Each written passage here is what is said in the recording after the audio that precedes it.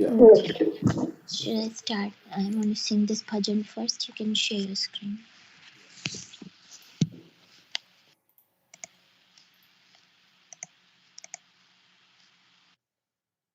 Krishna Prema.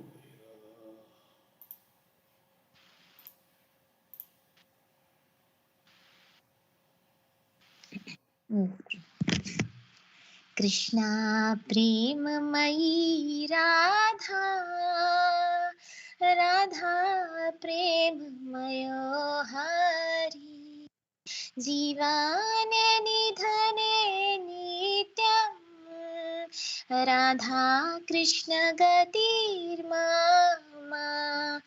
कृष्णस्य द्रविणं राधा राधा द्रविणं हरि जीवने निधने नित्यं राधा कृष्ण गतिर्मा कृष्णा प्राणमयी राधा राधा प्राणमयो हरि जीवाने निधने नित्यं राधा कृष्ण गतिर्मा कृष्णा द्रवमयी राधा राधा द्रवमयो हरि जीवने निधने नित्यं राधा कृष्ण गतिर्मा कृष्णा गेहे स्थिता राधा राधा गेहे स्थितो हरि जीवाने निधने नित्यं राधा कृष्ण गतिर्मा कृष्णा चित्त स्थिता राधा राधा चित्त स्थितो हरि जीवने निधने नित्यं राधा कृष्ण गतिर्मा नीलाम्बरधरा राधा पीताम्बरधरो हरि जीवने निधने नित्यं राधा कृष्ण गतिर्मा वृन्दावनेश्वरी राधा कृष्णा वृन्दावनेश्वर जीवने निधने नित्यं Radha Krishna गतिर्मा. So this song is written by Jiva Goswami, and we saw this at Jiva Goswami Samadhi in Vrindavan. I think it was Radha Damodar temple. Outside his Samadhi, this song was mentioned. So Jiva Goswami is saying Radha is made of pure love for Krishna and Hari is made of pure love for Radha. Life's greatest wealth is Radha and Krishna, my eternal shelter. Radha is the treasure of Krishna and Hari is the treasure of Radha. Life's greatest wealth is Radha and Krishna, my eternal shelter. Radha pervades the life force of Krishna and Hari pervades the life force of Radha. Life's greatest wealth is Radha and Krishna, my eternal shelter. Radha is totally melted with Krishna and Hari is totally melted with Radha. Life's greatest wealth is Radha and Krishna, my eternal shelter. Radha is situated in the body of Krishna and Hari is situated in the body of Radha. Life's greatest wealth is Radha and Krishna, my eternal shelter. Radha is fixed in the heart of Krishna and Hari is fixed in the heart of Radha. Life's greatest wealth is Radha and Krishna, my eternal shelter. Radha wears blue cloth of blue color and Hari wears cloth of yellow color. Life's greatest wealth is Radha and Krishna, my eternal shelter. Radha is the mistress of Vrindavan and Krishna is the master of Vrindavan. Life's greatest wealth is Radha and Krishna, my eternal shelter. So we should develop our love for the divine couple Radha and Krishna. So Maharaj was saying that this verse, Man manabhav mad bhakto mad yaji mam namaskuru mame veshyase yuktavaivam atmanam mad parayana. This verse repeats twice in Bhagavad Gita. This verse is the Paribhasa Sutra of Bhagavad Gita, means the entire Bhagavad Gita orients around this verse where Krishna is saying, you always engage your mind in thinking about me. You become my devotee, offer obeisances to me, worship me, and being completely absorbed in me, surely you will come to me. And we also know that this verse, Smartavya Satatam Vishnu Vismartavya Najatuchit Sarve Vidhi Nishedasyor Etayor Eva Kinkara. That all the regulative principles are subservient to these two, that we should always remember Krishna and we should never forget Krishna. And how can we remember Krishna at all times? We should remember that whatever activity we are doing, it's for the pleasure of Krishna. I am just doing it for your pleasure. You should remember that. And why is it important to remember Krishna? Because there is a final examination that is coming. That's the time of death, whether we would be able to remember Krishna at the time of death or not. So Srimad Bhagavatam says, Etavan Sankhya Yoga Bhyam Swadharmo Parinistha Janma Labha Parapumsam Ante Narayana Smriti. So, how do we know that our life is successful or not? The highest perfection of human life, achieved by complete knowledge of matter and spirit, by practice of mystic powers, or by perfect discharge of occupational duty, is to remember the personality of Godhead at the time of death. So that is our final examination whether we are able to remember Krishna at the time of death. And Maharaj says there can be no cheating. We cannot cheat in that exam. If we have done nice preparation, then we can pass the exam. So that King Kulashekar says, right, this verse, Krishna tvadiya padapankaja panjarantam advaiv me vishito manasa rajhansa prana prayana samay kaffa vata pitte kanthavarod vidho smaranam kutaste. So he's saying that, my dear Krishna, please help me die immediately so that the swan of my mind may be encircled by the stem of your lotus feet. Otherwise, at the time of my final breath, when my throat is choked up, how will it be possible for me to think of you? So basically, here King Kulashekar is saying that while I'm hale and hearty, while I'm healthy, um, let my mind be always absorbed in your thoughts, in your lotus feet, so that I can remember you at the time of death. So Maharaj was saying that when we are sick, it's very tough to do sadhana. The time of death is so much crisis is going on in our body. It's like 40,000 scorpions biting at the same time. It's very painful. How can we remember Krishna at the time of death? It's very hard. But if Krishna is pleased with us, then he can invoke his remembrance in our heart. When Krishna says, if my devotee is not able to remember me at the time of death, then I will remember my devotee. And that's in Varaha Puran. So, I mean, the time is now to remember Krishna while we are healthy. When things go difficult, when we have disease or painful condition, then it's very difficult. Sadhana becomes tough. So Maharaj was saying that he gives this. He told a story about a farmer who had a sudden stroke, and this farmer, he had hidden his wealth somewhere. So his sons came and they wanted to know where he had hidden the wealth, and so they wanted to ask him. But this farmer, he was trying very hard to say where his wealth was, but he couldn't say. But then he made an attempt. He was endeavoring, and then what came out of his mouth was, he saw that there was a calf that was eating a broom. So his whole focus was, this, let there be no loss, so in my home. So he was pointing his sons to the calf who was eating the broom. So instead of telling them where he has stolen his wealth, he was telling something insignificant. So same thing, what the point is, Maharaj was saying that our wealth is, thinking about Radha and Krishna. But if we are not prepared properly, then we'll think of something insignificant, and then we have to come back again in the cycle of birth and death.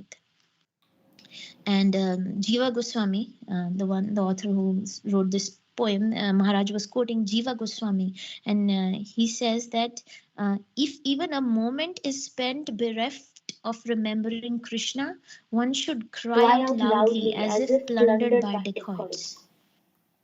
So if even a moment is lost, Chanakya Pandit also says, आयुष्यषणा एकोऽपि न लभ्ये स्वर्णकोटिभिः न च निरर्थकं नीति काचः हानिस्ततो दिखा. One moment of life spent cannot be purchased by even paying millions of gold coins. So then what greater loss is there than time spent uselessly? He says that if you lose money, it can be earned back. If you lose health, then you can restore it by taking medicines. But if you lose time, then you cannot regain it. The time has been given to us to pass the final exam. And if you remember Krishna, if you remember Krishna during the nice times, comfortable times, then you will not be overwhelmed when there is misery. Then even in the miseries, your faith will not be shaken.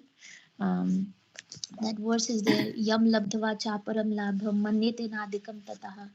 Yasmin sthito na dukhe na gurunapi vichalyate.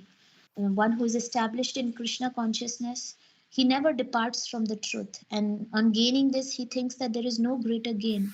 And situated in such a position, one is never shaken, even amidst of greatest difficulty. So, the comfortable times that we have is to prepare for the difficult times. More you sweat during peace, less you will bleed during war. And pure mind is required to remember Krishna.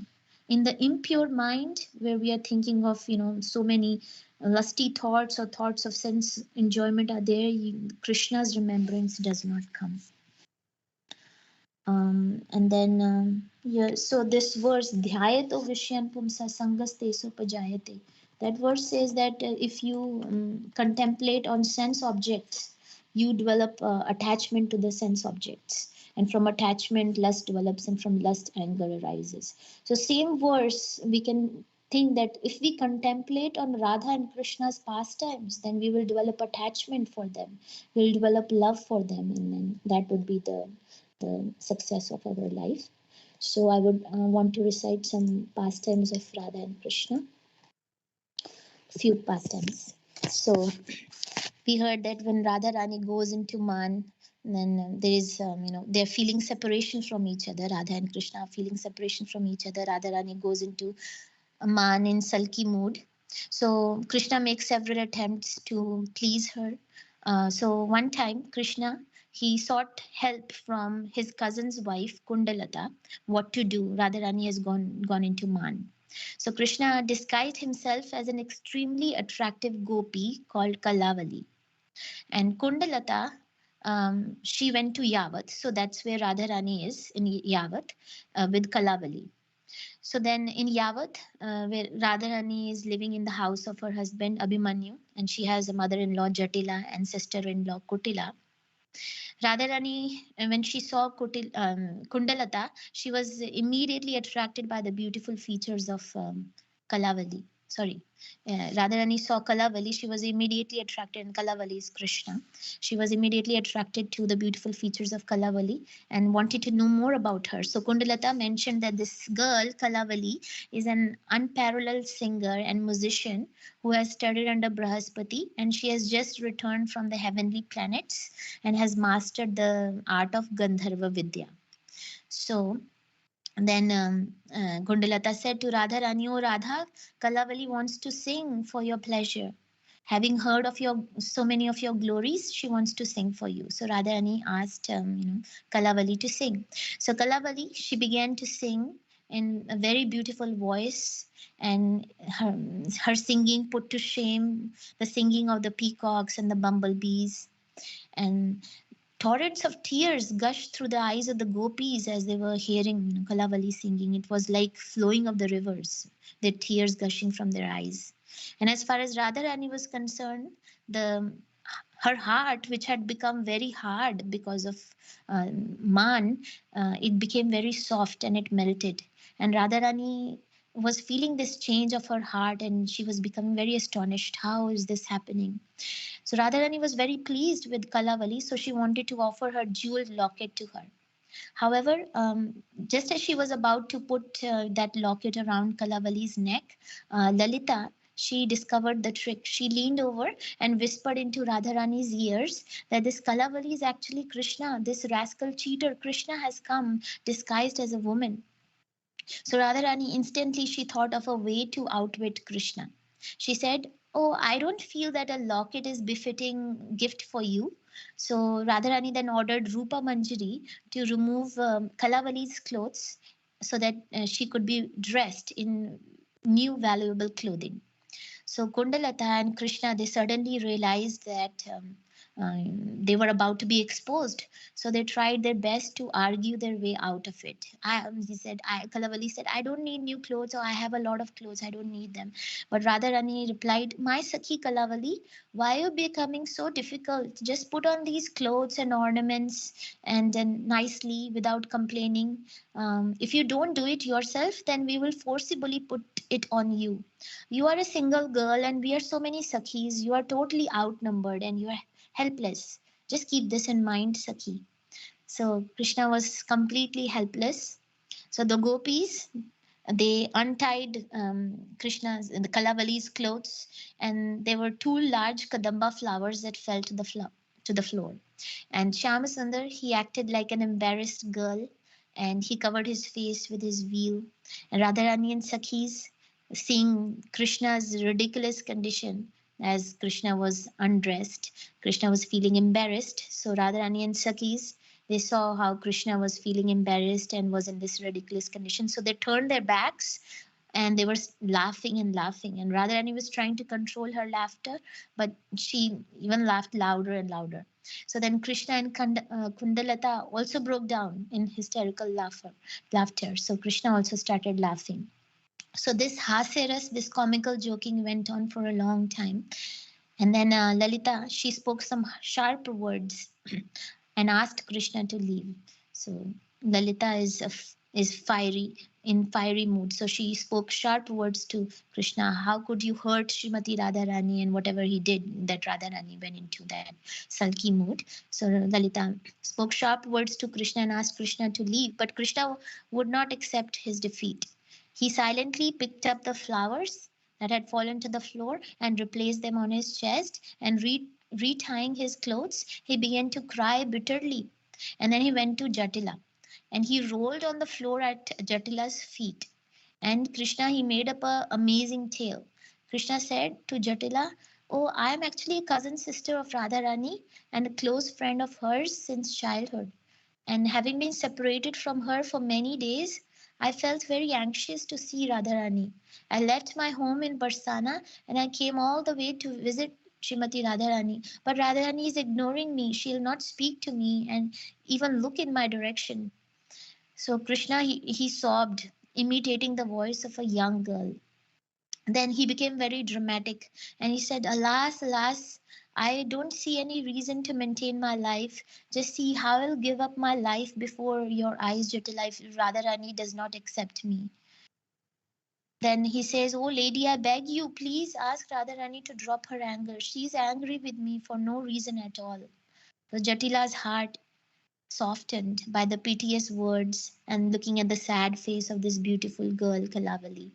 So she took it on herself to rectify the situation. So she went into Radharani's room with Krishna hiding behind her back and trying to maintain his sad face.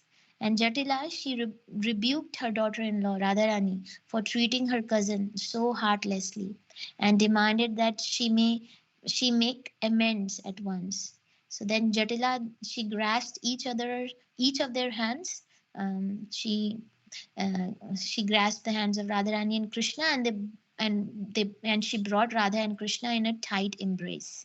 And this caused Radharani and Krishna to shed tears of loving ecstasy, and all the Sakhis to swim in the ocean of bliss. And Jatila ordered Radharani to stay with Kalavali that night, and Radha and Krishna, they enjoyed blissful pastimes together. So, in many ways, Krishna tries to break the man of Radharani. Sometimes he becomes a peacock, dances in front of her. Sometimes he becomes as a beggar. We've had that pastime where Krishna is saying, I want Radha Prem, begging. And sometimes he becomes this gopi, like that. So another short pastime. Radharani was in Man, and Krishna came to please her at night, and he started to make some funny sounds like frogs, and he would throw little stones at Radharani's window to get her attraction. And Radharani came to the window and called out curiously, Koshi, who's there? So there is a place in Vrindavan called Koshi where this pastime happened. So Koshi means who's there? And Krishna said, it's me, Hari. So Hari also means lion. So Radharani replied, and Radharani knows who that is, but Radharani is not willing to see Krishna. So she is taking the meaning of Hari as lion. So Radharani replied, oh, lion? We don't need any lion here. I'm afraid of lion. Please go away. No, no, it's me, Koshi. Who's there? It's me, Hari. So then Radharani took the meaning of Hari as monkey. We don't want to see monkeys here. It's late at night and all the monkeys have gone to sleep because they need rest for the next day's rascaldom. Tearing our clothes, stealing our butter, and stealing our chapatis is their only business. You go home and rest. We don't want to see any monkey around here. No, no, it's me. Krishna says, Koshi, who's there? Radharani says, it's me, Shyam Sundar. So then Radharani took the meaning of Shyam Sundar as black cloud. Then she says, black cloud? But all the mothers have lit the fires to heat up the milk to put the babies to rest. If you rain now, the fires will go out and the babies will go to bed hungry and they will cry. No one will get any rest, neither the babies, nor the parents, nor the rest of us. So you please go to some agricultural field or some other place. We don't want to see any black clouds here. No, no, it's me, Krishna says. Koshi, who's there? It's me, Madhav. So Radharani, she took the meaning of Madhav as springtime. So Radharani says, springtime? It's dead of winter right now. How can springtime come in the dead of winter? I don't know who you are, so please go away. We don't want to see you. So Krishna says, no, no, it's me. Koshi, who's there? It's me, Chakri. Then Radharani took the meaning of Chakri as the craftsman who makes little clay pots and he spins those he makes from the mud, he makes the pots and spins it on his chakra, so it's called chakri. So Radharani says, chakri, there is no marriage going on in our village. When a marriage is there, see, a new chapter of life is opening. So everything has to be cooked in new pots. So chakris are called to make new pots. Radharani is saying there is no wedding going on in our village. You won't find any employment here. It's better if you go to some other village. No, no, it's me, Krishna says. Koshi, who's there? It's me, Madhusudan. So Radharani took the meaning of Madhusudan as black bumblebee. And Radharani says, black bumblebee? You have come to sting us? No, no, we are very much afraid of you. You go from here right now. And then finally Krishna says, no, no, it's me. Koshi, who's there? It's me, Krishna. So Radharani took the meaning of Krishna as black snake. You've come to bite us? Black snake? No, no, we don't want to see you. Go away. So whatever name Krishna was giving, Vrishbhanu Nandini Radharani was just cutting it up and making fun of it with her expert wit and in most charming ways. So in this way, you can see the joking and laughter that is going on in the spiritual world. Yeah, that's what Narottam Das Thakur says. May these pastimes, Radha Krishna Pranamura, may these pastimes of joking and laughter may always be manifest in my heart, so we can remember Radha and Krishna. Thank you, Prabhuji. Hare Krishna. Krishna, what is about Shyam Sundar, the black cloud, the Yeah. babies? What is it? Babies are crying. Babies were crying and the mothers were warming up their milk outside. So she says that if it rains, then the mothers will not be able to warm milk for the babies, and babies will cry all night, and they will not be able to have their parents go to rest, and nor any one of us can rest because the babies will be crying. They didn't get their milk. Okay. Thank you. Nice humorous pastime. Okay, so anything else you'd like to share?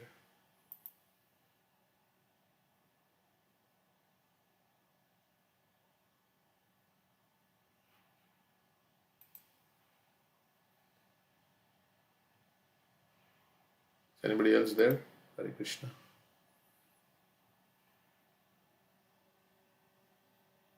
Hare Krishna. Hare Krishna, Prabhuji. We are all there. Okay. Anything anybody like to share, or we can read Sadhu Sangashtaka? Some verses. Okay. So we are on 325-24. Tayete sadhava sadhavi sarvasanga vivarjitah sangasteshva arthate prartheya sanga dosha harahite. O my mother, O virtuous lady, these are the qualities of great devotees who are free from all attachment. You must seek attachment to such holy men, for this counteracts the pernicious effects of material attachment.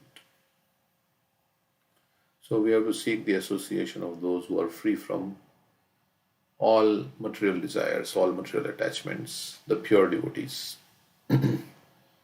And by associating with such persons, then we can also become free from all material attachment.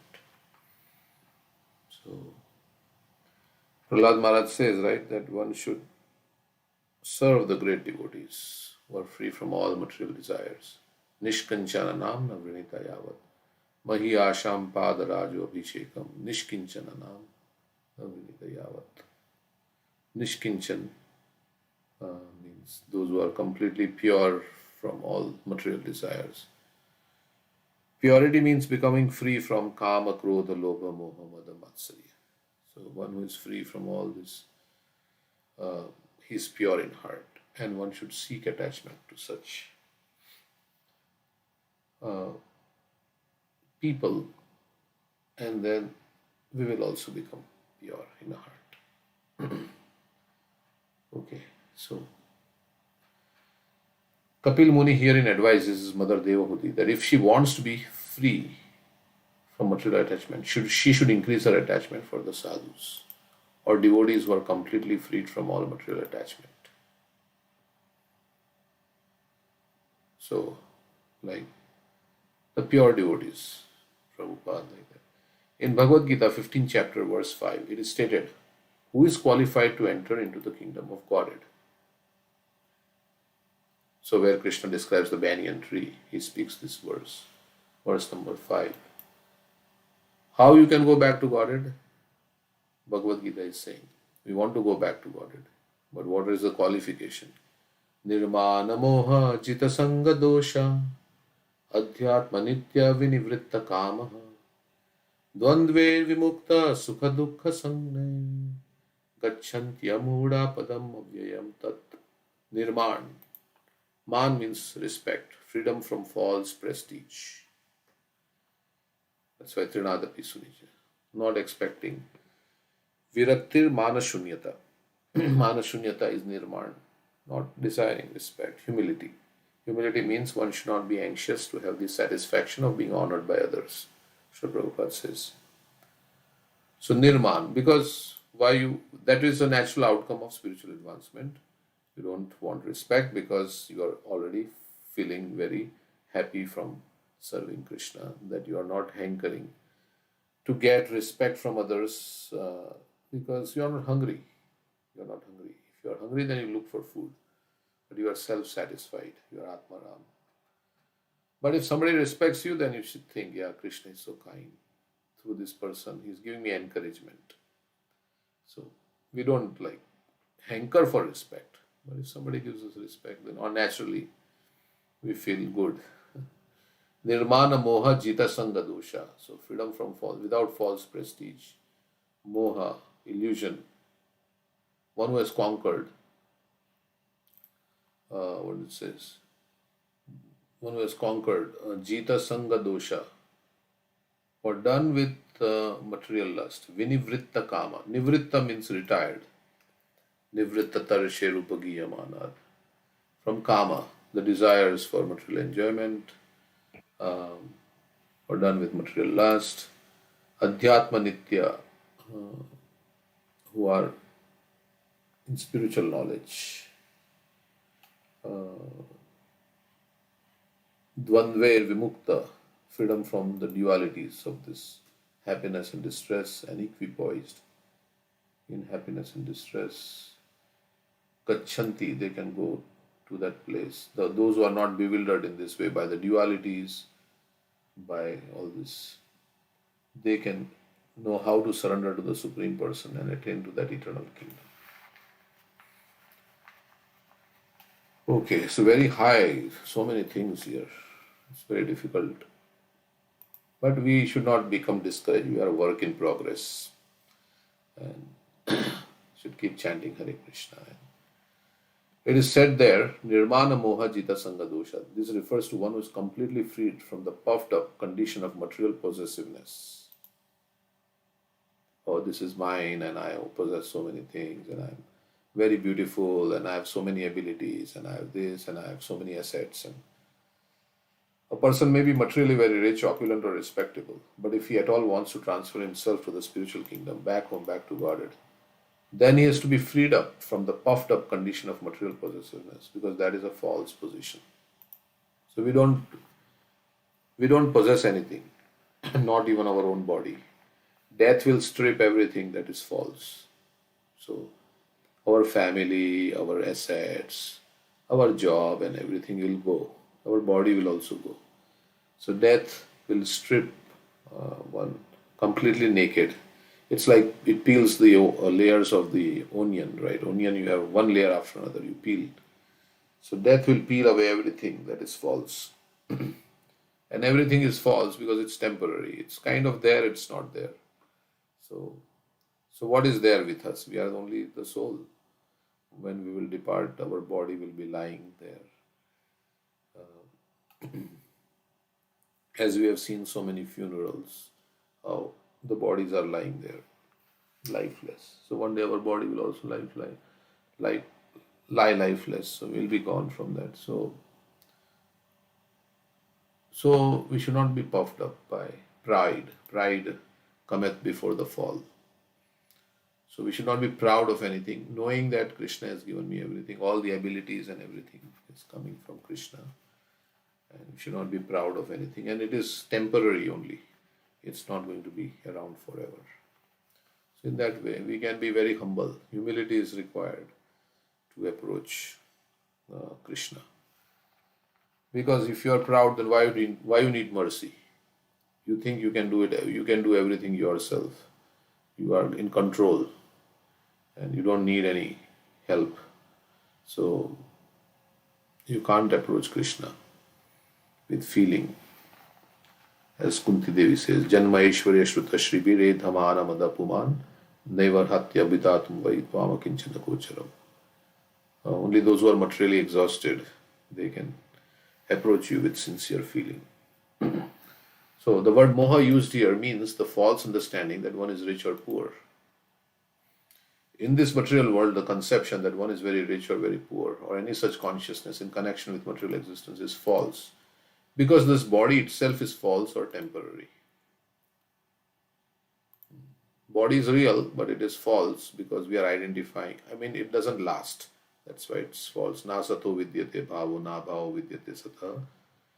Ubhoyoropi drishtvantas tvanoyos tattvadarshibhi. Krishna says, those who are seers of the truth, they have concluded that of the impermanent there is no endurance, and of the permanent there is no cessation. So basically, anything that does not last is not really the truth. So the soul is going to last, the body is not going to last, neither are our any relations connected to the body going to last. So they are all false in that sense. They are temporary.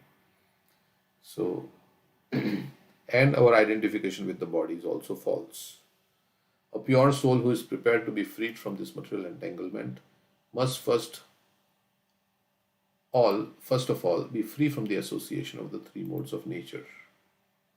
So we have to transcend the three modes of nature, sattva, rajas and tama, which affect us at different times, by surrendering to Krishna. Devi esha guna mahimam maya durataya mame vaya prapadyanti mayamitam tarantite.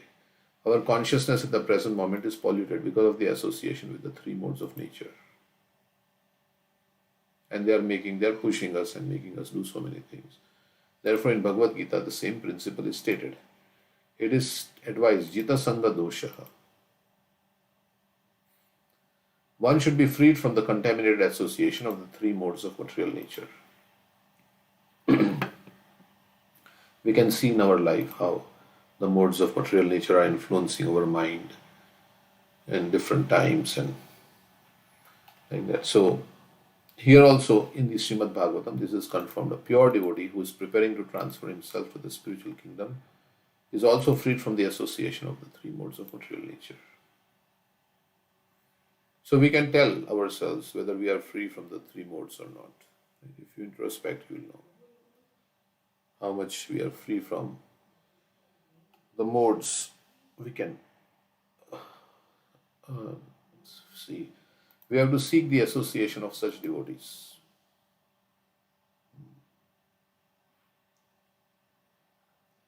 So those who are free from the three modes of material nature, we have to seek their association. For this reason, we have begun the International Society for Krishna Consciousness. The society has started, Prabhupada says, to create pure devotees. And we can get association of pure devotees in this society. There are many mercantile, scientific and other associations in human society to develop a particular type of education or consciousness. But there is no association which helps one to get free from all material association.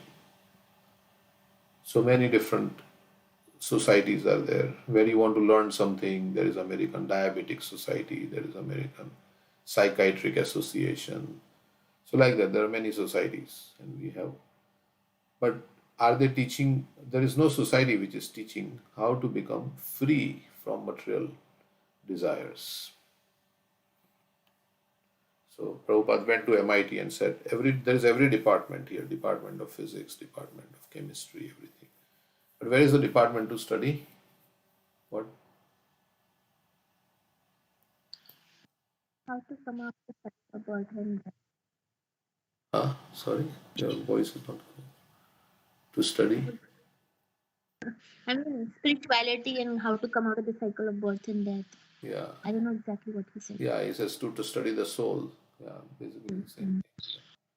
Where is the department to study the soul? So, yeah, it is all external. All this education is all dealing with matter and it's all external to us. So, where is the department to connect with God?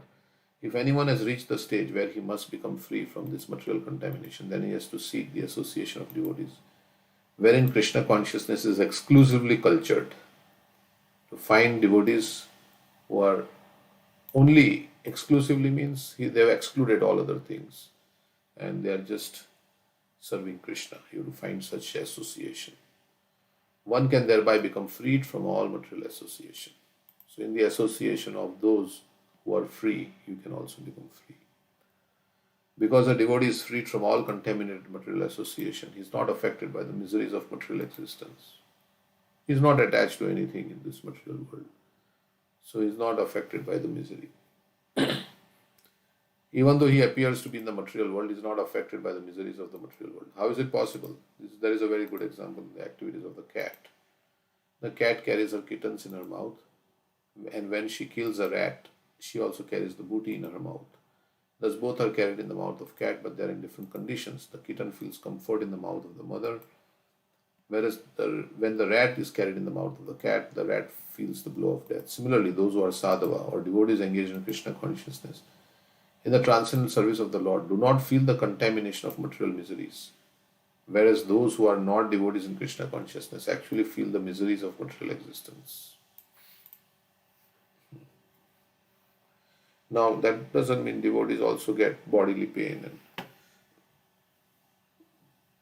things like that. But we know mind is the root cause of our suffering and attachment and happiness.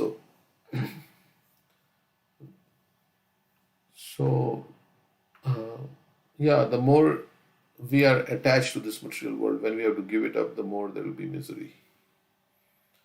Because, yeah, we're not willing to let go. So, that's why there is really more misery.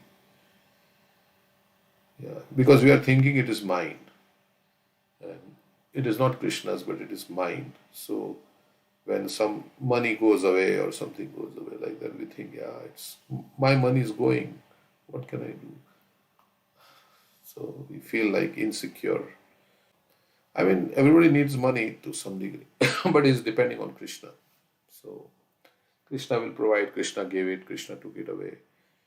Krishna only gave me in the first place all the money that I have, and Somehow everything, maybe by karma, but karma is also working under Krishna's direction. Krishna took it away. So like that, he gave it to me, he took it away. When we get money, we don't appreciate how Krishna is giving me many times. We think, oh, it's my ability that I have been given this. Like that story is there, right? One time, one devotee went to the devotee went to a doctor, and the devotee's friend was being treated by this doctor, and then the doctor had to perform surgery on this devotee's friend. So then he saved the devotee by performing surgery. And after the surgery, the devotee said, "Oh, Krishna saved this person, my friend. Krishna saved him."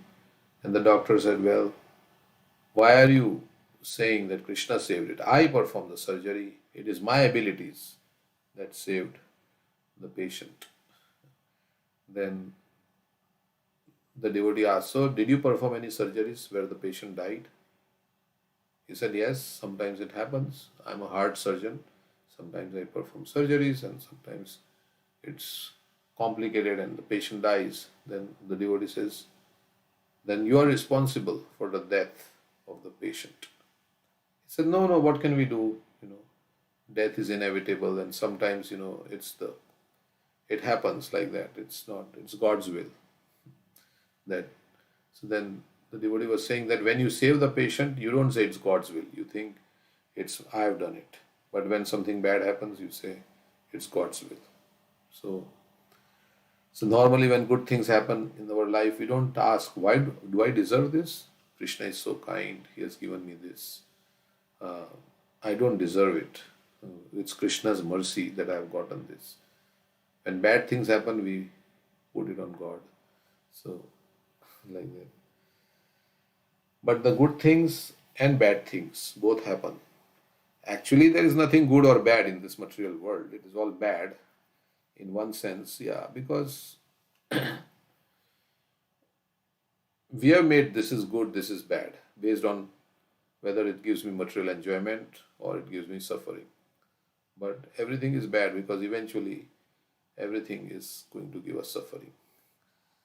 The so called good times also are bad if it makes us forget Krishna. Yeah. There's a verse in Chaitanya, Dvaita Bhadra Bhadra Jnana Manodharma Ei Bala Mandai Shabram. It's all mental Yeah. conception. This is good or this is bad. Correct. And it's all bad because we're in a place called Dukhalyam. Yeah. It's a place of misery. And as we were discussing yesterday, we should have proper expectation from this place, right? If we are expecting that things will go wrong and this what happens and this person went through this, it could happen to me also, then we are not shocked when that happens to us. And misery is mandatory, but suffering is optional. And suffering is because of the mind, like Avanti Brahma says. It's not these people that are the cause of my happiness and distress. Neither the demigods nor my own body, the planets or past work. It's my mind alone that gives me happiness and distress. Thank you. So misery is because when our material happiness is threatened, we think I will not become happy, and that's why we feel miserable most of the time. We think, yeah, my material happiness will not come about if I don't have this or that, and because we are attached to material happiness, that's why there is misery. But for the pure devotee who is not attached to material happiness but attached to spiritual happiness, there is no misery. So we are in miserable situation because we're thinking that I'll get something and that will give me a lot of happiness, and that doesn't happen, or that is lost. Then we feel like, oh, so much. So there is fear of losing things, right? In the material world, there is always fear of losing. It's a dangerous place. You can lose anything, anybody, at any time, through accidents and like that. So many life-threatening diseases. So we are attached to all these things, and that's why there is misery. Sada samudvigna dhyama satgrahat, Prahlad Maharaj says. So from the very onset, we should know that I am not going to be here around forever, neither anything that I see around is going to be here forever. It is always changing, this material world is changing. And as time moves on, everything will be vanish into oblivion, right? Like somebody dies and they say he has gone into the ages, gone into the ages. So many big celebrities, and they passed away, and now only their name remains. Prabhupada says this is the world of names only. As time moves on, there were many celebrities in 15th century, 16th century, but who remembers them? Maybe some name is there. Sometimes, once in a while, it crops up, but it's gone. Like the person is gone, he doesn't remember, it's gone. And all the events that happen in that person's life, it's all. And then as time moves on further and further, then everything is absorbed into the body of Mahavishnu. Everything is finished. The whole creation is gone. And then another creation starts. So it's like that. We are musafir here. It's just a traveler going through, passing through. So, like that. That song is then Musafir hu yaro, na ghar hai na ठिकाना. So we are all musafirs in this. We are travelers. So we are traveling from one. Like now we are in Columbus, Ohio, or wherever you are.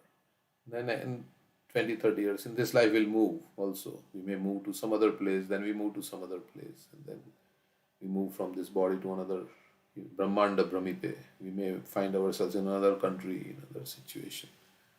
So everything is going to change. This material world, nothing lasts. So knowing that, we should focus on the eternal, the soul. That's the message. Since everything is changing, I should not focus on the temporary, but I should focus on the eternal. My relationship with God and the soul. One should therefore give up the association of materialistic persons and seek the association of persons engaged in Krishna consciousness. And by such association, he will benefit in spiritual advancement.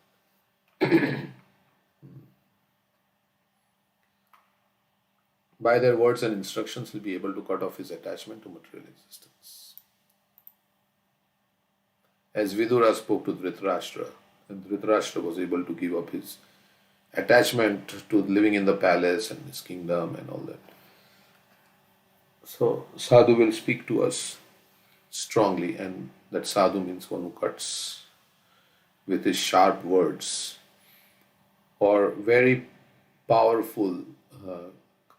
Intellectually, they will convince us that yes, this is the path of Krishna consciousness you should take. That's what Prabhupada did, right? And the whole movement started because of Prabhupada's preaching.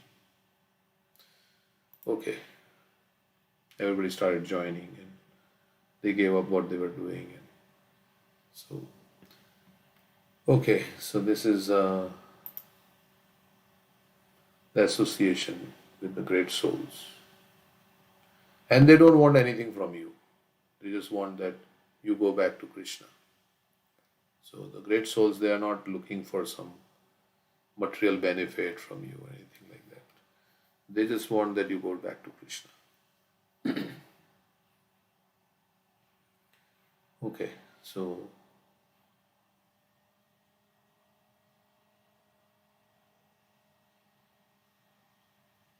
Prabhupada says, attachment cannot be stopped, but we have to transfer the attachment from materialistic to the sadhus. Just like somebody is eating meat, and if you tell them, stop eating meat, that's difficult. But in the place of meat, we are supplying kachoris, rasgulla, and many other palatable things. In this way, detachment is possible. First of all, nullify the inferior attachment, then supply a better attachment. There is no question of forcing a living entity. This must be done gradually. A child may have some attachment, but by the system of replacing attachment, his attachment is overturned. Similarly, our consciousness has somehow or other become contaminated. Now it has to be purified. Then Krishna consciousness will automatically arise. But transfer your attachment to devotional service and the service of the devotees. And in the association of devotees, when we do service together, it is very joyful. So, like that, we will look forward to all that kind of times when it is joyful. So,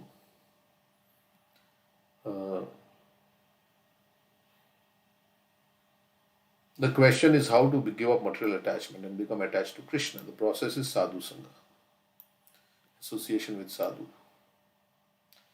We have many attachments in this material world, but we cannot make these attachments void. We simply have to purify them. So,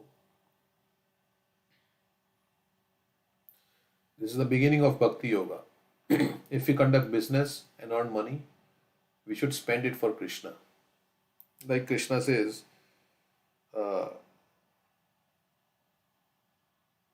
you should practice the regulative principles of Bhakti Yoga, and if you can't do that, then you should work for me. Of course, both are that higher things include the lower things also. So, but if you can't, then it says because by working for me, you will come to the perfect stage, right? That's something like that he says in the. So, Prabhupada says if we conduct business and earn money, we should spend it for Krishna. This is a form of bhakti.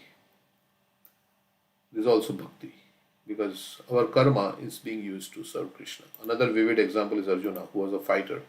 By fighting, he became a devotee. He did not become a devotee by chanting Hare Krishna, but by fighting in the battle of Kurukshetra. Krishna advised him to fight, but because Arjuna was a Vaishnava, in the beginning he was unwilling. A Vaishnava does not like to kill anything, but if Krishna orders him, he must fight. He does not fight out of his own will because a Vaishnava's natural instinct is not to do harm to anyone. However, when Vaishnava knows that Krishna wants a particular thing done, he does not care for his own considerations. In any case, everyone has some particular type of duty and we should worship Krishna according to our. Okay.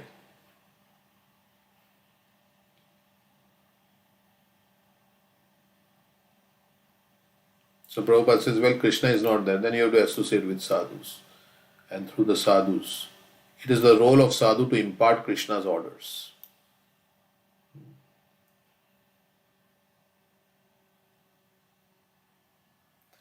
Instead of thinking, unless I have a drink, I will go mad. One should think, unless I associate with sadhu, I will go mad. When we can think in this way, we will become liberated. Chaitanya Mahaprabhu has stated that he wants every village in this entire world to be a center for Krishna consciousness, so that people can take advantage of sadhus and in turn become sadhus. This is the mission of Krishna consciousness movement. We simply have to voluntarily undergo some penance in the beginning. It may be a little painful in the beginning to refrain from illicit sex, intoxication, meat eating and gambling, but one has to be tolerant. To be cured of a disease, one may have to undergo some surgical operation. Although the operation may be painful, we have to tolerate it. This is called titikshava. Yesterday we were discussing. So there are many urges, as Prabhupada says, but we have to tolerate the urge. At the same time, we have to be karunika. That is, we have to take compassion upon fallen souls by going from town to town to enlighten others in Krishna consciousness. Like Bhaktivinoda Thakur, to build the temple, he was going door to door, begging for money. Prati ghare ghare giya koro e bhiksha, sarvatra prachar, sarvatra amar agya koro he prakash, right? Sarvatra. सुनो सुनो नित्यानंदा सुनो हरिदास सर्वत्र माराज्ञा करो प्रकाश प्रति घरे घरे गिया करो ए भिक्षा बोलो कृष्ण भजो कृष्ण करो कृष्ण शिक्षा. Sarvatra amar agya koro e prakash. On my order you go, prati ghare ghare giya. So we have to go to every home and tell them, please take Prabhupada's books. Door to door book distribution, right? Please take Prabhupada's books. Or we do home programs, every home like that. We go home to home and we have kirtan, we chant Hare Krishna like that. So that is the Karunika part. This is sadhu's duty. Those who are preachers are superior to those who go to Himalayas to meditate. It is good to go to the Himalayas to meditate for one's personal benefit. But those who undergo many difficulties in order to preach are superior. They are actually fighting for Krishna's sake. And they are certainly more compassionate. Those sadhus who live Vrindavan to go fight in the world to spread Krishna consciousness are superior sadhus. That is the opinion of Krishna in Bhagavad Gita. Yaidam paramam guhyam madbhakteshvabhitashyati bhaktim mai param kritva mam evishyasya sanshaya nacha tasman manusyeshu kashin me priya kritama kavita nacha me tasman anya priyataro bhuvi. So they take great risk, like Prabhupada took great risk to spread Krishna consciousness, even at the cost of his personal comfort. Like that, he wanted to, not knowing so many unknowns, but he took great risk to spread Krishna consciousness. So, for one who explains the supreme secret to the devotees, devotional service is guaranteed, and at the end he will come back to me. There is no servant in this world more dear to me than he, nor will there ever be one more dear. So when we give Prabhupada's books, we are giving them pure bhakti, pure devotional service in the form of words of Srila Prabhupada. If we want to be quickly recognized by Krishna, we should become preachers. This is also the message of Sri Chaitanya Mahaprabhu. It is not that one should remain in India, rather one should travel all over the world to preach Krishna consciousness. The sadhu is Surit, he is the well-wisher of everyone. This does not mean that he is a well-wisher for an Indian nationalist or whatever. No, he is a well-wisher even of cats and dogs. A devotee even wishes to benefit cats and dogs by giving them prasad. Okay, that's the Shivananda same pastime. Okay. Okay, so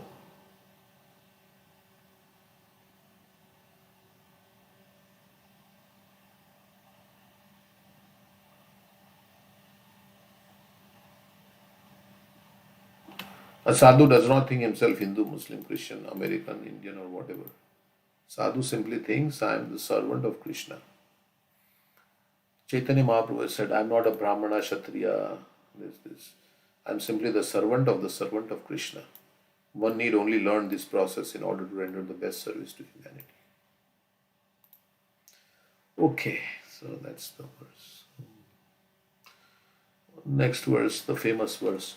Satam prasangan mama virya samvido bhavanti ritkarna rasayana katha tajjoshanadashva pavargavartmani shraddharatir bhaktir anukramishati.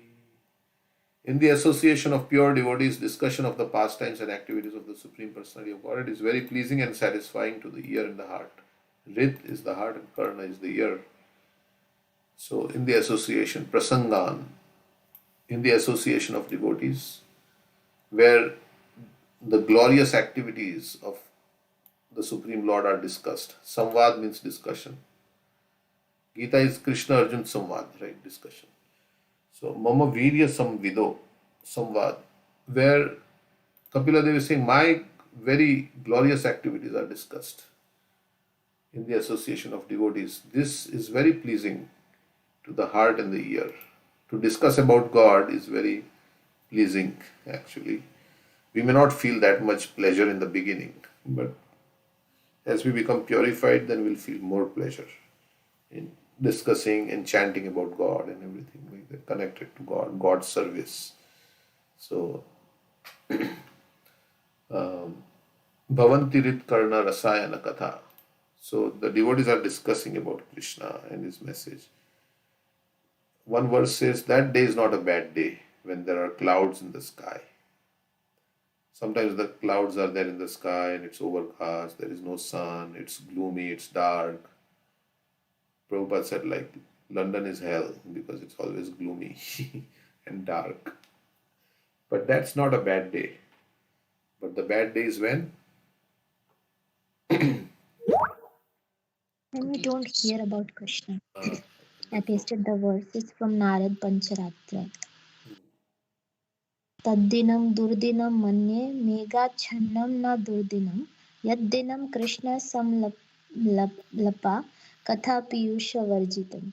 A cloudy day is not inauspicious, but a day devoid of discussing Krishna katha is actually inauspicious. Yeah, because if you don't discuss Krishna Katha, then we are in this inauspicious material world. We'll stay in this inauspicious material world. In the sense that we'll have to suffer birth, death, old age, disease, which is very inauspicious for the jiva to go through all these things. Death is inauspicious, right? That's why people say, now I cannot come to temple because some death has happened in my family. It's inauspicious. I have been contaminated or whatever. So it's inauspicious. Nobody likes to talk about it. And But for the devotee, it is auspicious because right. Krishna says that he came in the form of death, and the devotee is prepared for the whole life to meet Krishna at the time of death. So it's Yes, not death is inauspicious. that's why we celebrate disappearance day, celebration also. But yeah, it's also a day of lamentation for the devotee because we are bereft of the devotees association. We cannot have that devotees association. So there is also lamentation. It's also cause for jubilation because the devotee has gone back either to the spiritual world or to some other place where he's continuing his devotional service if he has not perfected his life. So he is gone to some. Yeah. I also mentioned today, right? Jiva Goswami says that if even a moment is spent bereft of remembering Krishna, one should cry out loudly as if plundered by dacoits. Many people, cry because they have lost money, they have lost health, they're sick or something. They say if you lose money, it'll come back to you. If you lose health, then also it can be restored by, taking meds. But if you lose time, that cannot be regained. So time is the most valuable for us. And time spent devoid of remembering Krishna. It's like Ayur Hayati Vapumsam Vidyanastam Chenas. Tasyate Yat Shadonata Uttam Shloka Varte. Use that time to go closer to Krishna. Yeah, because we got this human form of life after so many millions of years, going through so many, in which we had no opportunity to take up Krishna consciousness. Because as animals, yeah, we didn't have any opportunity. But now we have got this small window of opportunity in this human form of life for only a few years. In few decades, our life will be over. Right? Then it's a very small time. And having gotten the opportunity, if we don't use it, then it's Puman Bhavabdim Nataret Sa Atmaha.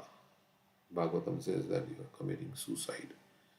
After getting all the opportunity to attain eternal life full of happiness and bliss, which is what we want actually. Even we don't take up spiritual life is because we are too much engrossed in material life because we want to become happy. That's why we are working very hard but that happiness is not going to be forever. And it's also mixed with misery. But here there is a promise of eternal life and no more, imprisonment, freedom, life of freedom. So, but we don't believe it. That's the whole issue. We don't have that faith that, yeah, there can be a life like that. There is spiritual world. Sometimes, yeah, we think this world is all in all because we have been living in this world like in this cycle of birth and death. So we've become accustomed to it. So we think, yeah, this is how I'm supposed to live. I'm supposed to die and then go. It is natural. Well, it's natural. Then why you are resisting it? If something is natural, then you just like it. You just embrace it. But when death comes, you try all the means to go to the doctor, avoid death, so many things. So take medicine, this, that. So Yeah, this is what I want to say. So, I mean, as you said, right, we see things, but we don't have faith that we have faith on, like, oh, we can do it, I can do it, maybe I can try this time, next time, and do keep trying. But we don't have faith that, oh, there is something else is there. And Radhanath Swami was saying that, like, real faith is comes through like a direct experience of a higher reality, or anything happens in our life, then we try to understand these things, or through them, like, through being in the company of those who have already attained that faith. So yeah, it's like that. Either something happens bad, it's better to be in association with, like, that's why we are associated with the sadhus, and so we can have that faith, transfer that desire. And the desire to go there is not, sometimes you have faith that, yeah, there may be, but it's not very attractive to you. You may not feel so attracted there because sense gratification here is very attractive. So that's why you may have, yeah, there may be the spiritual world, there may be, but yeah, this is not so attractive. Here there is sense gratification, which is very attractive here. So let me be attached to this sense gratification. So that's why Bhagavatam is saying that with sense gratification, you will get happiness, but you will also get misery. So you get some happiness, material happiness. And that is something we can experience immediately. It's like instantaneous, right? When you bring the senses in contact with sense objects, there is instant gratification.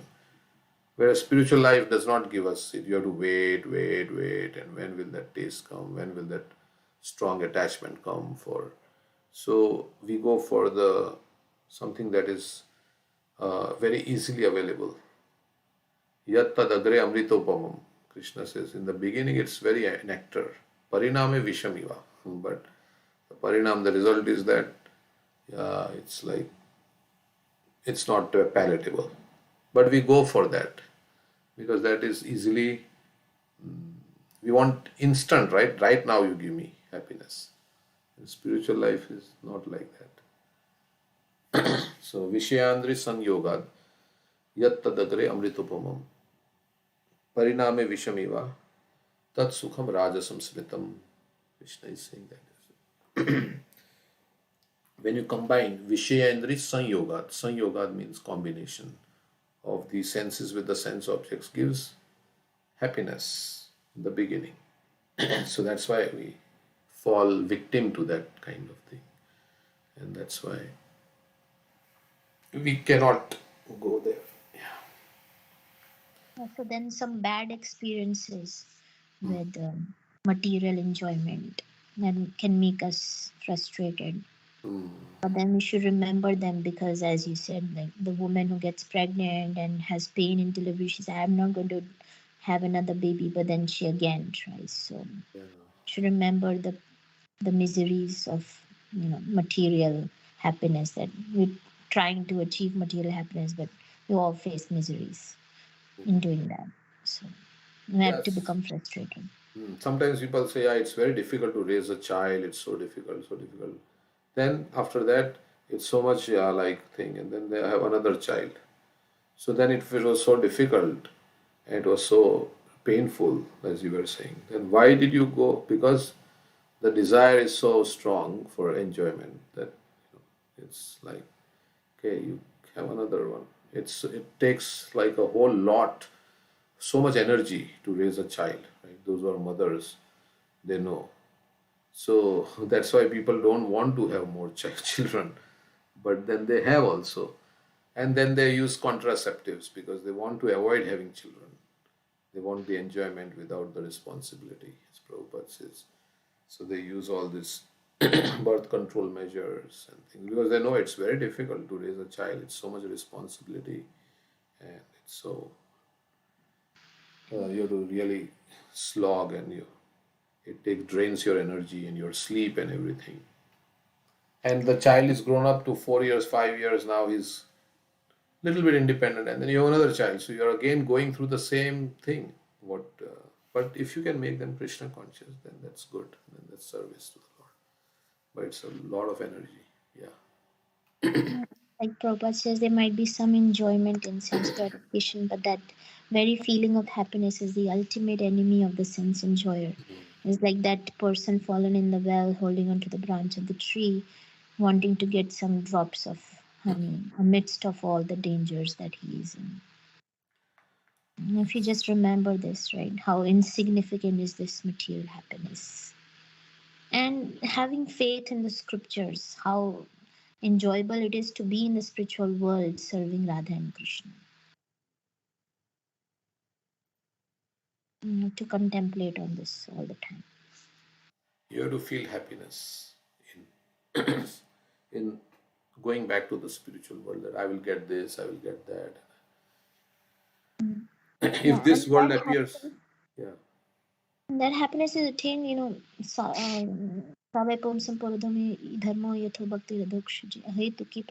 when we do service to Krishna and the devotees unconditionally without asking anything in return and trying to engage ourselves with sincerity, then Krishna will give that feeling of happiness and then that higher taste will dwell. Correct. We have to experience that happiness basically.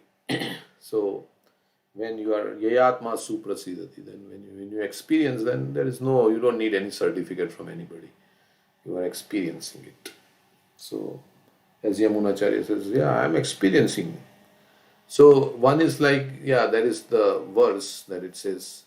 And then when you apply that in your life, you do ahetuka apratihata bhakti, and then you feel satisfied. Then you say, yeah, it's true.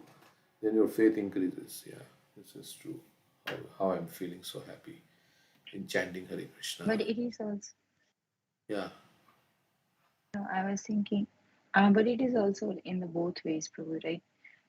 Someone like, if someone has experience of both, both kind of happiness, which is so-called material happiness and then spiritual happiness, right? Then you can differentiate that where is the higher taste. And this higher taste doesn't come simply by our endeavor. It comes by Krishna's grace. Of course, we can attract Krishna by our endeavor, but finally it's all his mercy alone. Like Radharani is given bhakti for that, right?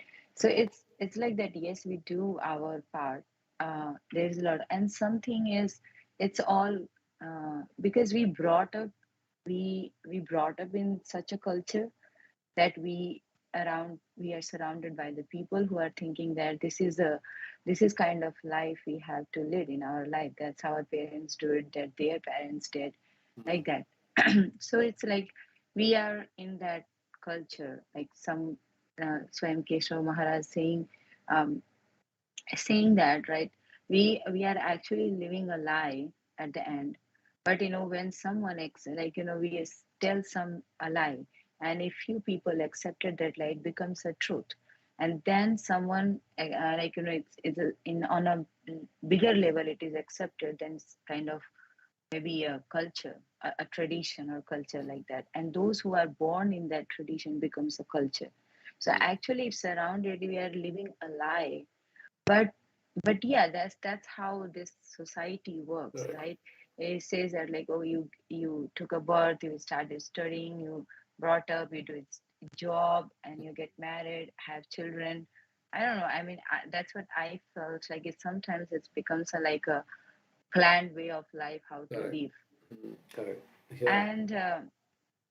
And yeah, and then maybe when you went through personally and you get up, like when you inquire questions like, this is how I'm leading my life, is this my purpose of life, then you may inquire something higher, and then you lead your life in experiencing some spiritual happiness, and then you can differentiate the difference between these two.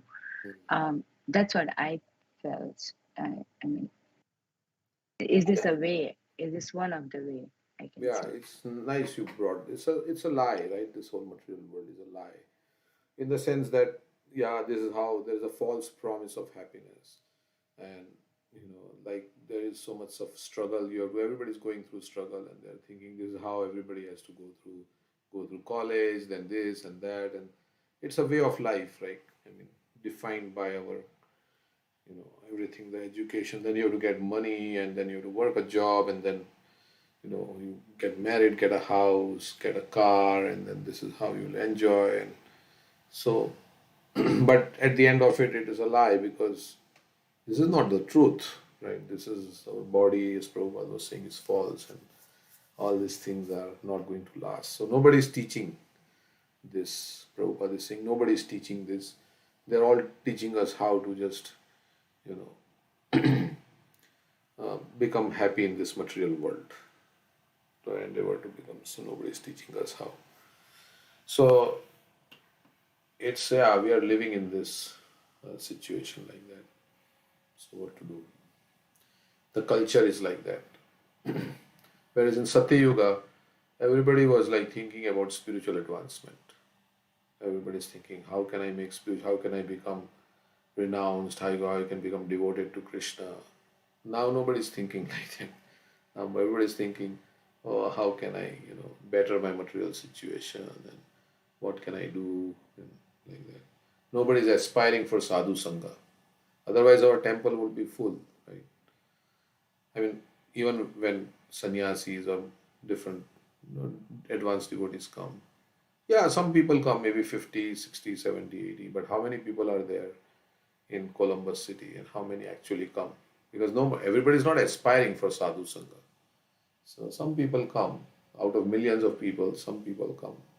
So we are not aspiring for all these things, sadhu sangha and all these things. So that's the because the culture is like different. And but if there is like a football game, then lakhs and lakhs of people will go there. Thousands and thousands of people will go to watch the game. We have, because experience OSU, when it gets, all roads are blocked and it becomes so difficult to come to temple because there is a football game, and like that. So, but we never see so many people for Rath Yatra or anything like that. Rath Yatra, some people come in Jagannath Puri, especially, you see. But other than that, you don't see so many people. Or Kumbh Mela, you see, like that in India. But that also is not like, because there is no systematic understanding of scriptures. So you go because you think something is there, like some religious thing is there, I should go. But yeah, many people want to get moksha, because when you take bath at the Triveni, at that time, it is said that. But then they come home, they don't chant Hare Krishna, right? Which can, like one Maharaj was saying, they will stand in line for 5 hours, 6 hours to take darshan of the deity. But if you tell them to chant Hare Krishna regularly, every day, or read Bhagavatam, it's good to take the darshan of the deity, but if you tell them to give up drinking tea and like that, then they will not give up. But they will stand. That's good. At one level, it's good. They are going to see the deity.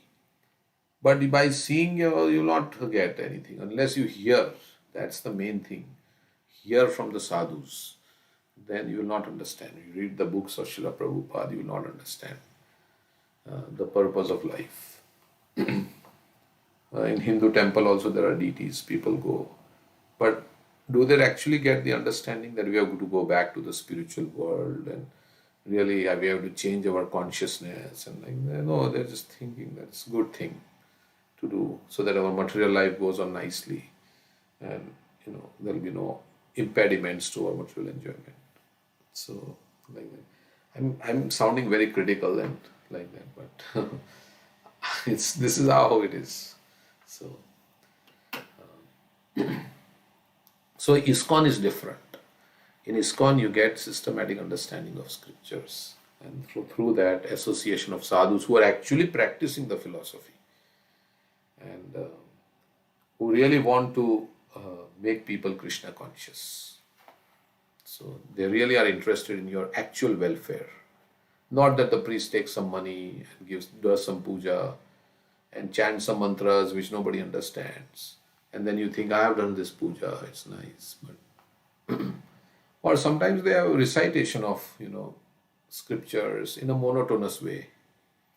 Like, you do Ramcharitmanas, it's good, you do this, but that deeper understanding doesn't go in the heart. That I have to become, like I'm spirit soul, and that thing never comes because it's just going through, like, it's a pious activity. Let me just do it. So I'm just going through and sometimes you don't understand also what it is said, but you have to finish the thing. Like sometimes I think with this Bhagavad Gita recitation we do, it's good, but it's so fast. Sometimes we don't understand. Like we can't contemplate. So, so things are done like that for ritualistically, but you can't get the deeper understanding about my precarious position in the material world. How I am in a very precarious position, and it's a short window, and all these things. Urgency of spiritual life and detachment from sense gratification. All these things only when you hear from self-realized persons you can get. Those who really believe themselves that this is the purpose of life and this is the goal of life. Then when you hear from those persons who are convinced about the goal of life and who are pure in heart, when they speak, then that creates an impact. Like Prabhupada says, there are so many Bhagavad Gitas before, right? But no Bhagavad Gita made any devotees. And when Prabhupada wrote his Bhagavad Gita with his purports, then so many devotees came about. So, so that is the association of the devotees. So we'll just read this purport and finish. The process of advancing in Krishna consciousness and devotional service is described here. The first point is that one must seek the association of persons who are Krishna conscious and who engage in devotional service. Without such association, one cannot make advancement. Simply by theoretical knowledge or study, one cannot make any appreciable advancement. Because we have to see live examples also. And one must give up the association of materialistic persons and seek the association of devotees, because without the association of devotees, one cannot understand the activities of the Lord. Generally, people are convinced of the impersonal feature of the Absolute Truth. Because they do not associate with devotees, they cannot understand that the Absolute Truth can be a person and have personal activities. This is a very difficult subject matter, and unless one has personal understanding of the Absolute Truth, there is no meaning to devotion. And that difficulty is because how everything came from a person. It's very difficult. Krishna is the Supreme Person and everything comes from him. So that's very difficult to understand. Service or devotion cannot be offered to anything impersonal. Service must be offered to a person. Non-devotees cannot appreciate Krishna consciousness by reading the Srimad Bhagavatam or any other Vedic literature wherein the activities of the Lord are described. They think that these activities are fictional, manufactured stories, because spiritual life is not explained to them in the proper mood. To understand the personal activities of the Lord, one has to seek the association of devotees. And by such association, when one contemplates and tries to understand the transcendental activities of the Lord, the path to liberation is open and he is freed. One who has firm faith in the Supreme Personality of Godhead becomes fixed, and his attraction for association with the Lord and the devotees increases. Association with the devotees means association with the Lord. The devotee who makes this association develops the consciousness for rendering service to the Lord, and then being situated in the transcendental position of devotional service, it gradually becomes perfect. So in association, our desire to chant here, serve the Lord, increases. And we feel devotional service is it's a privilege, it's so valuable, and I should do. Like, the service attitude develops, and one becomes more and more greedy for devotional service. And not only that, he wants to engage others also in devotional service. So then, okay, so that's the verse. We will read. Anything else anyone would like to say? Stop here. Yeah, I was also thinking that when we see the sadhu who's implementing these principles in his life, how he's leading his life in a very detached manner, how he's constantly serving Krishna, renounced from all types of enjoyment, and practices nicely, and also it feels joyful, then that was also like seeing, not just hearing from the sadhu, but also seeing his own life, that gives us faith. Oh, I wish to be like him. He's feeling so much joy, and how he's spending his time, not wasting any moment. Let me be like him. Yeah, we just feel attracted to such a that was so sincere, so genuine, and yeah, I will buy. I just can do some service to him. Can I maybe like that? We feel like that, and yeah, maybe one day I'll become like him or her. So like that. That's really that sincerity, just so contagious, and we will become sincere in their association by hearing from them. And they are very kind also. So they are very kind. They know our frailties and our shortcomings, and they give us advice, and they treat us like very with kindness. Sometimes they may speak strongly also. That's Correct. Snigdasya. They have affection towards us, and they like us the way that we are. and they help us to make progress on the path. So, so we feel like in the presence of a loving person, you feel like one who is very kind.